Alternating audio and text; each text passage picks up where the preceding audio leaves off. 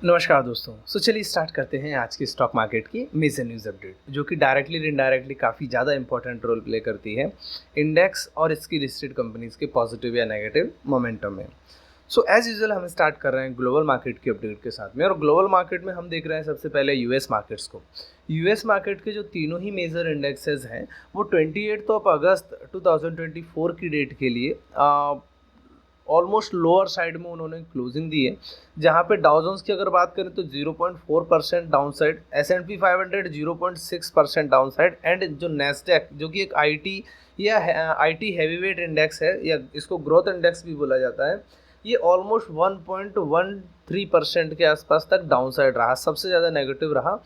Reason अभी current situations के अंदर अगर हम देखें तो आईटी सेक्टर के अंदर जो सबसे इम्पॉर्टेंट कंपनी है, जो सबसे लाइमलाइट में रहने वाली कंपनी है, वो है एनवीडिया, जो कि आर्टिफिशियल इंटेलिजेंस से रिलेटेड चिप मैन्युफैक्चरिंग एंड उनकी सेल्स करती है। करंट कंडीशंस को देखते हुए एनवीडिया काफ़ी ज़्यादा फोकस में है पिछले कुछ मंथ से, एंड प्रीवियस डे को ही एनवीडिया ने अपनी क्वार्टरली अर्निंग के गाइडेंस शेयर किए थे, जिसके कि ट्रेडर्स और इन्वेस्टर्स पिछले 2 से 3 दिनों से जिसका काफ़ी ज़्यादा वेट कर रहे थे। एनवीडिया ने अपने जो अर्निंग गाइडेंस है क्वार्टरली परफॉर्मेंस के, वो अपने कट कर दिए हैं। उन्होंने कहा है कि मार्केट को जो एक्सपेक्टेशंस हैं उससे लोअर लेवल पे ही ये आ सकते हैं अपकमिंग क्वार्टरली रिजल्ट्स।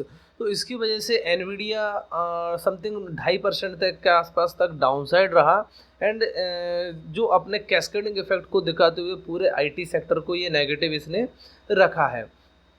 इसका पूरा इफेक्ट डायरेक्टली इफेक्ट पड़ेगा हमारा पूरे वर्ल्ड के आईटी सेक्टर्स के ऊपर, एंड सेम लाइक अगर हम बात करें इसका कैस्केडिंग इफेक्ट यूरोपियन मार्केट पे भी देखने को मिला। यूरोप के भी जो तीनों मेजर इंडेक्सेस हैं वो कोई खास मोमेंटम उन्होंने नहीं किया। ब्रिटेन का FTSE 0.02% नेगेटिव, फ्रांस का CAC 0.17% पॉजिटिव, एंड जर्मनी का डेक्स जो है 0.53% पॉजिटिव, ऑलमोस्ट फ्लैट ही रहा है। रीज़न कि जब तक ये एनवीडिया के रिजल्ट्स आए थे तब तक यूरोपियन मार्केट क्लोज हो चुके थे, इसकी वजह से यहाँ पे कोई ज़्यादा नेगेटिविटी नहीं मिली, मार्केट ऑलमोस्ट कन्फ्यूज़न में रहा तब तक। नेक्स्ट अगर बात करें, आज का डे भी काफ़ी ज़्यादा इंपॉर्टेंट होने वाला है यूएस मार्केट की ओर से, क्योंकि आज यूएस इकोनॉमी के जीडीपी का डेटा, जॉबलेस क्लेम्स का डेटा एंड होम सेल्स का डेटा आने वाला है। ये करंट कंडीशंस में ये भी काफ़ी ज़्यादा इंपॉर्टेंट है। क्यों? क्योंकि जिस तरह से अभी इन्फ्लेशन हाईएस्ट लेवल के आसपास चल रही थी एंड वहाँ से थोड़ा सा कंट्रोल हो रहा है, जिसकी वजह से इंटरेस्ट रेट को सेंट्रल बैंक्स को बढ़ाना पड़ा था। अब रेट कट करने से पहले जो भी सेंट्रल बैंक्स हैं वो देख रहे हैं कि जीडीपी किस तरह से परफॉर्म कर रही है हाईएस्ट इंटरेस्ट रेट के ऊपर, जॉब सेल्स या जॉब के नंबर्स, एम्प्लॉयमेंट अनएम्प्लॉयमेंट के नंबर किस तरह से आ रहे हैं, ये वो काफ़ी ज़्यादा क्लोजली वॉच कर रहे हैं। अगर जीडीपी या जॉबलेस क्लेम्स के डेटा इनलाइन या एज पर मार्केट एक्सपेक्टेशंस नहीं आते हैं, रेट कट होने के चांसेस भी कम हो जाएंगे। ये डेटा आज इवनिंग में आने वाले हैं, देखना होगा कि ये डेटा किस तरह से आता है एंड उसका इम्पैक्ट मार्केट पे किस तरह से पड़ता है। नेक्स्ट न्यूज़ अगर हम बात करें वो आ रही है इंडियन मार्केट से रिलेटेड। इंडियन मार्केट का जो रेगुलेटर है securities and exchange board of India, SEBI, वो एसवा फैसिलिटी को सेकेंडरी मार्केट के लिए भी मैंडेटरी करने की प्लानिंग कर रहे हैं।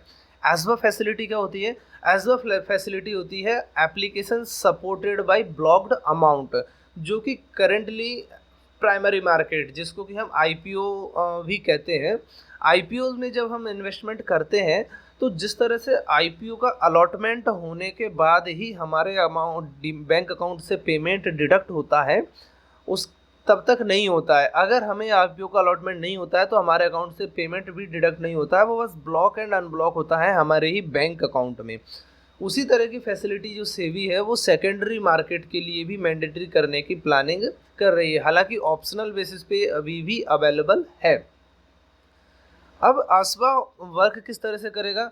आसवा जो वर्क है वो इस तरह से करेगा कि जो भी रिटेल इन्वेस्टर्स हैं उनको अपना जो पैसा है वो किसी भी ब्रोकिंग फर्म के ट्रेडिंग अकाउंट में ट्रांसफ़र नहीं करना होगा। उनका जो भी बैंक अकाउंट है पैसा उसी में रहेगा, एंड अगर कोई भी इन्वेस्टर कोई भी शेयर्स परचेस करने के लिए बिडिंग लगाएंगे तो उतना अमाउंट उनके जो इन्वेस्टर्स हैं उनके बैंक अकाउंट में ब्लॉक हो जाएगा।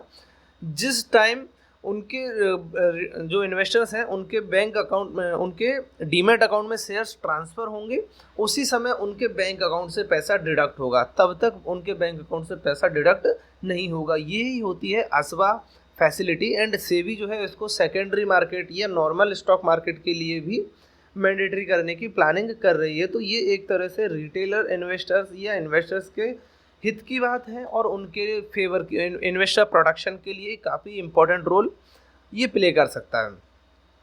नेक्स्ट न्यूज़ अपडेट की अगर हम बात करें, सो आज थर्सडे को काफ़ी ज़्यादा बड़ा इम्पोर्टेंट इवेंट है इंडियन स्टॉक मार्केट के लिए। इंडियन स्टॉक मार्केट की जो सबसे हैवी वेट कंपनी है रिलायंस इंडस्ट्रीज़, जिसको कि लीड कर रहे हैं अभी मुकेश अंबानी सर, उनका आज एजीएम है रिलायंस इंडस्ट्रीज़ का एनुअल जनरल मीटिंग। एंड इस एनुअल जनरल मीटिंग्स में काफ़ी ज़्यादा इम्पोर्टेंट चीज़ें आज यहाँ पे वॉच करने वाली होंगी।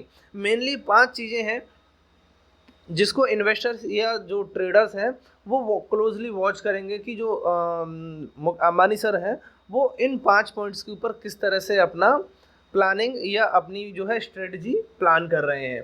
उन 5 पॉइंट्स में क्या है, पहला है आईपीओ, जियो एंड उनका जो रिलायंस रिटेल का बिजनेस है इसके आईपीओ को लेकर अंबानी सर की क्या प्लानिंग है अपकमिंग टाइम के लिए। नेक्स्ट जो पॉइंट है वो है O2C, ऑयल टू केमिकल जो बिजनेस है उसमें वो स्ट्रेटेजिक सेल्स या पार्टनरशिप दूसरी कंपनियों के साथ में वो किस तरह से आगे बढ़ा रहे हैं और उसके लिए किस तरह से प्लानिंग कर रहे हैं। नेक्स्ट जो पॉइंट है वो है न्यू एनर्जी, रिलायंस का जो न्यू एनर्जी बिजनेस है जिसके अंदर वो solar power plants plus solar equipment manufacturing, solar plate manufacturing plus green hydrogen के बिजनेस को वो रन कर रहे हैं। उसके प्रोग्रेस को लेकर उनकी क्या प्लानिंग आ रही है आगे के लिए। 5G, रिलायंस 5G जो उन्होंने अभी रिलायंस जियो का जो 5G लॉन्च किया हुआ है जिसको अभी वो free of cost unlimited provide कर रहे हैं क्लाइंट्स के लिए, उसको मोनेटाइज करने की क्या प्लानिंग है। एंड रिलायंस इंडस्ट्रीज़ के सक्सेसन स्टोरी इसकी क्या है, किस तरह से वो रिलायंस इंडस्ट्रीज़ की जो बागडोर है वो अपने चाइल्ड्स नीता अंबानी, अनंत अंबानी एंड आकाश अंबानी को वो किस तरह से ट्रांसफ़र कर रहे हैं। इन 5 पॉइंट्स के ऊपर रिलायंस एजीएम के अंदर काफ़ी ज़्यादा हाईलाइट्स होने वाली है एंड बहुत ही ज़्यादा इंपॉर्टेंट रोल ये 5 पॉइंट्स के अनाउंसमेंट जो है वो प्ले करेंगे। नेक्स्ट न्यूज़ अपडेट की अगर हम बात करें तो वो आ रही है गवर्नमेंट ऑफ इंडिया की ओर से। गवर्नमेंट ऑफ इंडिया के अंदर जो हमारे मिनिस्टर हैं अश्विनी वैष्णव सर, उन्होंने कल एक कैबिनेट कॉन्फ्रेंस आयोजित की और उस कैबिनेट कॉन्फ्रेंस में उन्होंने बताया कि इंडिया के अंदर जो गोल्डन क्वाड्रिलेटरल बन रहा है हाईवेज का, उस गोल्डन क्वाड्रिलेटरल के आसपास 12 new smart city, industrial smart city government of India plan कर रही है। ये 12 न्यू इंडस्ट्रियल स्मार्ट सिटी जो है लगभग 28,000 करोड़ के इन्वेस्टमेंट पे बनेंगी एंड इससे अराउंड 30 से 40 लाख न्यू जॉब्स जनरेट होने के चांसेस हैं। सो गवर्नमेंट ऑफ इंडिया इसे किस तरह से प्लान करेगी, किस तरह से सक्सेसफुली इसको जो है आगे इम्प्लीमेंट करेगी, ये देखना होगा। इसी के साथ साथ गवर्नमेंट ऑफ इंडिया जो है प्लान कर रही है 3 new railway infrastructure project and agricultural का इंफ्रास्ट्रक्चर का जो फंड है उसको भी इन्होंने इंक्रीज़ किया है। सो फूड प्रोसेसिंग को लेके भी ये काफ़ी ज़्यादा इम्पॉर्टेंट है एंड रेलवे के जो प्रोजेक्ट्स हैं उनकी वजह से पूरा रेलवे सेक्टर एक तरह से फोकस में रह सकता है। नेक्स्ट न्यूज़ अपडेट की अगर हम बात करें सो वो आ रही है फॉरेन डायरेक्ट इन्वेस्टमेंट को लेके।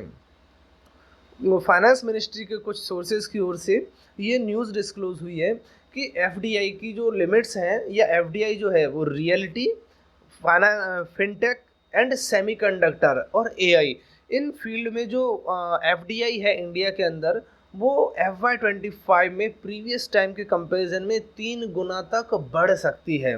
एंड इसके लिए जो प्लानिंग आ रही है, जिस तरह से हम अगर प्रीवियस हिस्ट्री चेक करें तो सिंगापुर इन पर्टिकुलर सेक्टर्स के अंदर इंडिया में काफ़ी बड़ा इन्वेस्टर रहा है फॉरेन इन्वेस्टर्स की कैटेगरी में। So Singapore already government of India and जो अलग इंस्टीट्यूशंस हैं इंडिया के उनके साथ में ऑलरेडी प्लान कर रहे हैं कि वो किस तरह से इसमें अपना इन्वेस्टमेंट आगे बढ़ा सकते हैं। सो इन सेक्टर्स की कंपनीज़ के लिए ये एक तरह से काफ़ी ज़्यादा पॉजिटिव है। नेक्स्ट न्यूज़ अपडेट की अगर हम बात करें सो वो आ रही है कॉन्ट्रैक्ट्स जो कि फ्यूचर एंड ऑप्शंस की कैटेगरी में बैन में हैं। जो न्यू कॉन्ट्रैक्ट्स ऐड किए गए हैं एफ बैन में, उनमें बंधन बैंक और ग्रेनुअल्स इंडिया है। इनका मीन्स ये है कि आज की ट्रेडिंग सेशन के लिए इन पर्टिकुलर शेयर्स के अंदर हम एफ स्क्रिप्ट्स में कोई भी न्यू एडिशन या न्यू एंट्री नहीं ले सकते हैं। अगर हम बात करें तो जो प्रीवियस कॉन्ट्रैक्ट्स प्रीवियस डे में एफ बैन में थे, उनमें से हिंदुस्तान कॉपर्स और इंडिया सीमेंट को मेंटेन रखा गया है और बलरामपुर चीनी and Birla soft in 2 shares को एफ बैन की कैटेगरी से हटा दिया है। इनमें हम बलरामपुर चीनी और बिरला सॉफ्ट में आज एफ में एंट्री बना सकते हैं। फ्रेंड्स, यही थी आज की मेजर न्यूज़ अपडेट। चलिए मिलते हैं नेक्स्ट न्यूज़ सेशन के साथ, तब तक के लिए थैंक यू वेरी मच।